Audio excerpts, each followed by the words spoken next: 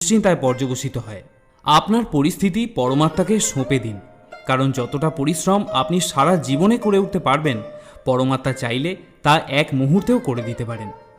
যে মানুষকে ভগবান পছন্দ করেন, যাকে তিনি নিজের একজন বিশেষ বলে মনে করেন, তাকে তিনি বারবার ব্যর্থ করেন, তার জীবনে সবসময় নানা রকমের বাধা দিয়ে থাকেন। যদি আপনি বারবার হেরে যান, তাহলে এটা একটা সংকেত যে ভগবান আপনাকে আরও আগে এগিয়ে নিয়ে যেতে চান। পৃথিবীতে এরকম অনেক মানুষ আছেন যাদের আপনি যতই সম্মান দিন বা ভালোবাসুন, বিনিময়ে সে আপনাকে আঘাতই দেবে, কারণ আপনি লোকের স্বভাব কখনো পরিবর্তন করতে পারবেন না। কিছু নতুন শেখার জন্য এটা স্বীকার করে নেওয়াই ভালো যে প্রতিটা ব্যক্তি কিছু না কিছু ব্যাপারে আমাদের থেকে এগিয়ে। ছলনা করলে বা কাউকে ঠকালে একদিন আপনার কপালেও তাই জুটবে, আজ নয়তো কাল, কিন্তু অবশ্যই তা পাবেন। যদি সত্যের রাস্তায় জীবন কাটান, তাহলে প্রতি মুহূর্তে শান্তি পাবেন।